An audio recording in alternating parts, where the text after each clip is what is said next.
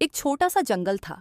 उसे जंगल में रानी चिड़िया नाम की चिड़िया अपने बेटे मुन्ना के साथ रहा करते थे। रानू एक विधवा चिड़िया थी। उसकी आर्थिक स्थिति बहुत खराब थी। उनका घर भी बहुत ज्यादा कमजोर था। बेटा मुन्ना, तुम खाना खा लो, मैं अपने काम पर जाती हूँ। परम, तुमने तो खाना खाया ही नहीं है। तुम भी खाना खाओ। नहीं बेटा, आज मुझे काम के लिए बहुत देर हो गई है। अगर मैं जल्दी नहीं पहुँची तो सब मुझे कम से निकाल देंगे। खाना खाकर बेटा तू भी कम पर चला जा। रानू का बेटा मुन्ना बहुत मेहनती था। वह लोगों के घर सामान पहुंचाने का काम करता था और तोते से अपने काम के पैसे लेता था।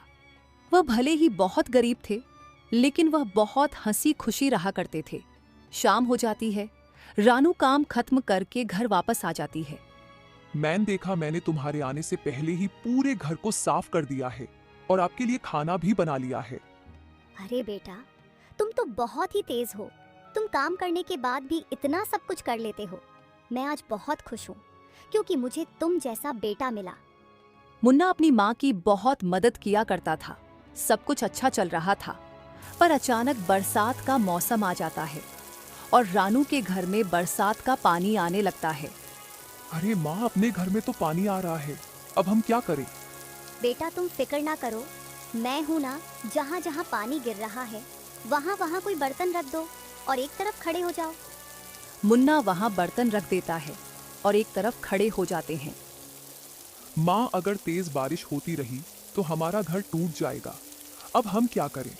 बेटा तुम फिक्र मत करो, कुछ टाइम में बारिश रुक जाएगी। उसके बाद हम घर को मरम्मत कर लेंगे। ऐसे ही बारिश होते हुए कुछ समय बीत जाता है। फिर बारिश रुक जाती है। उसके बाद रानू उड़ती हुई कालू सेठ के पास जाती है। सेठ जी, मुझे अपने घर को मरम्मत करने के लिए कुछ पैसों की ज़रूरत है।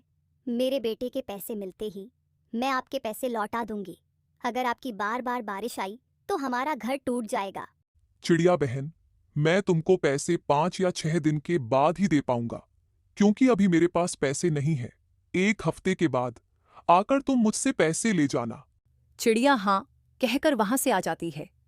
क्या हुआ माँ? आप पैसे नहीं लाई? बेटा कालू साहब ने बोला है कि वह मुझे पैसे 1 हफ्ते के बाद देंगे। जब तक हमें ऐसे ही रहना होगा। फिर मुन्ना अपने काम पर चला जाता है और रानू भी अपने काम पर चली जाती है। ऐसे ही कई दिन बीत जाते हैं और फिर अचानक से बहुत तेज बारिश आती है। रानू और मुन्ना डर जाते हैं। माँ, आज तो पहले से ज्यादा तेज बारिश है। मुझे लगता है अब हमारा घर टूट जाएगा। बहुत तेज बारिश होती है। वह दोनों बहुत घबराते हैं। माँ, मुझे लगता है हमें इस घर में से बाहर जाने चाहिए। अगर हम यहाँ रहे तो ये घर हमारे ऊपर ही गिर जाएगा। चलो बाहर चलते हैं। वह दोनों जैसे ही बाहर आते हैं, उनका घर टूट जाता है। माँ, देखा, अच्छा हुआ हम अंदर से बाहर आ गए, नहीं तो हम दोनों घर में दबकर मर जाते। हाँ बेटा तुमने सही कहा। पर बेटा अब हम इस बारिश में कहाँ जाएं? हमें कुछ जगह नहीं मिली तो हम वैसे भी यहाँ मर जाएंगे। माँ, चलो पहाड़ों की तरफ चलते हैं। क्या पता हमें उसे तरफ कुछ मिल जाए। फिर वह दोनों पहाड़ों की तरफ निकल जाते हैं। उन्हें एक गुफा दिखती है। माँ देखो, गुफा, हमें उसके अंदर चलना चाहिए। फिर वह दोनों उस गुफा के अंदर चले जाते हैं। माँ, अपने घर से ज्यादा सुकून तो यही है।